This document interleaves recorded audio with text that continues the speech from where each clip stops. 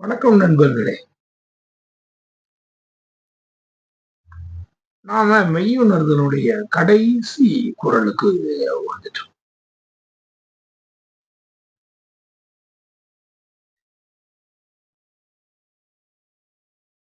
இந்த குறள்ல திருவள்ளுவர் இந்த மெய்யுணர்தலுக்கு எதையெல்லாம் தடையா இருக்கு அப்படிங்கிறத மக்களுக்கு நாம சுட்டி காட்டியிருந்தோம். ஏன்னா மொத்தத்துல நம்ம பல்வேறு விஷயங்களை பற்றி பேசியிருக்கோம். அப்போ அப்படி இருக்கும்போது அவங்களுடைய உணர்ச்சிகள், அவங்களுடைய இதுகள் எல்லாம் எப்படி அவங்கள தடுமாற வச்சுது, அதுல எதையெல்லாம் அவங்க அவங்க அதை வெல்ல வேண்டும் அப்படிங்கிறத நம்ம அவங்களுக்கு சொல்லணும் அப்படின்னு அவர் நினைக்கிறார். அப்போ 3 முக்கியமான ஒரு உணர்ச்சிகள் இந்த மெய் உணர்வை நமக்கு தடுக்குது. காமம். காமம் அப்படிங்கிறது எல்லாமே. அது இந்த உலக பொருளுக்கும் ஆசை, அதுக்கப்புறம் எல்லா பொருள்கள் மீது ஆசை, மண்ணின் மீது ஆசை, பெண்ணின் மீது ஆசை அப்படின்னு சொல்லி இந்த காமம் காமம் ஒரு பெரிய ஒரு சூறாவளி காற்று. காமம் வெகுளி. வெகுளி எல்லா மனிதரையும் அவன் அவன் அந்த மனித தன்மையே இழந்து வெகுளியில இழந்து அவன் கோபத்துக்கு உள்ளாகும்போது அவன் செய்யக்கூடிய காரியங்களை பார்த்தீங்கன்னா என்னெல்லாம் ஒரு 4 ஃப்ரெண்ட்ஸ் சேர்றான், ஒரு இடத்துல போய் பிடிக்க போறாங்க, பிறகு அங்கனக்குள்ளேயே சண்டை போடுறாங்க. ஒருத்தனை 4 பேர் சேர்ந்து ஒருத்தனை வெட்டி கொள்றாங்க. ஆக இது இது சும்மா ஒரு உதாரணத்துக்கு சொல்றேன். இது எல்லாம் பாத்தீங்கன்னா இந்த வெகுளியினால எவ்வளவோ நடக்குது. ஒரு பெண் ஒரு கணவனுடைய பைக்ல போய்கிட்டு இருக்கும்போது பின்னால இருந்தே அவர் மேல வந்துகிட்டு திராவகத்தை ஊத்தி இருக்கிறார். ஆக என்ன அப்படிங்கிற நிலையே இல்லாம நம்ம இந்த வெகுளி நம்மளை அப்படி நடத்துது. காமம் வெகுளி மயக்கம். மயக்கம் அப்படிங்கிறது தான் இந்த உலகத்துல ஒரு முன்னால ஒரு படம் ஒண்ணு மயங்குகிறாள் மாது அப்படின்னு சொல்லி. அதாவது மயக்கம் ஏற்படக்கூடிய நிலைங்கிறது அவன் ஒன்றை புரிந்து கொள்வதில் நமக்கு மயக்கம் ஏற்படும்.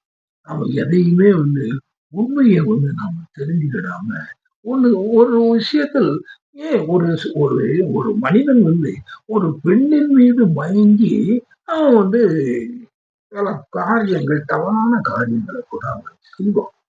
அதே மாதிரி ஒரு பெண் ஒரு ஆண் மீது மயங்கி, ஆக மயக்க நிலை நம்மள உண்மை நிலையை தெரிய விடாம, அதுதான்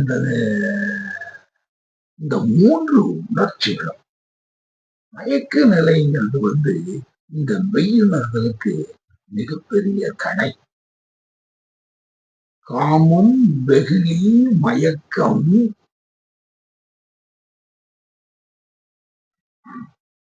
இவை 3ம் நாமம், இதனுடைய பெயர்கள், இவைகளுடைய ஆதிக்கங்கள். நாமம் இவர்களுடைய ஆதிக்கங்கள் கெட கெடும் நோய். இதுகளை எல்லாம் நீ இவைகளுடைய ஆதிக்கம் நம்மை விட்டு அகலும் பொழுது, அதனால இந்த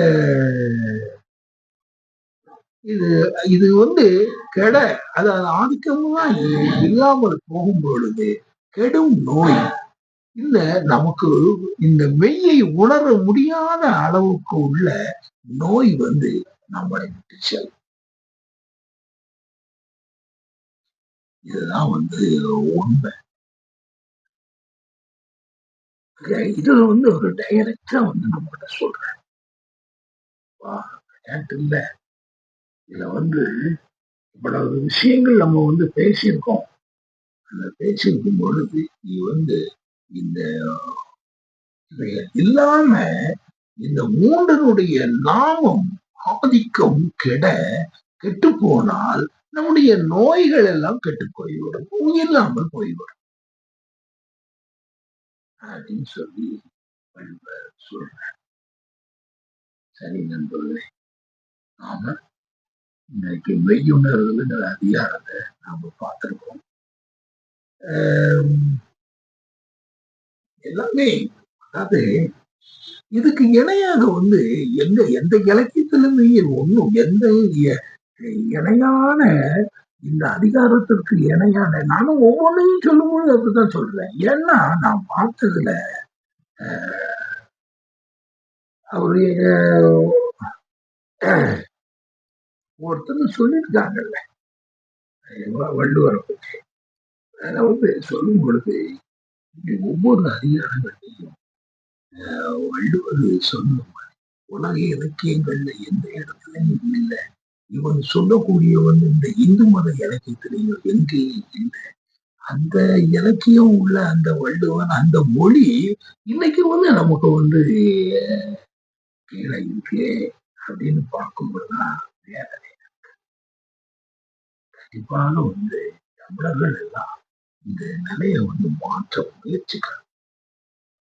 சரி, நம்ம அடுத்து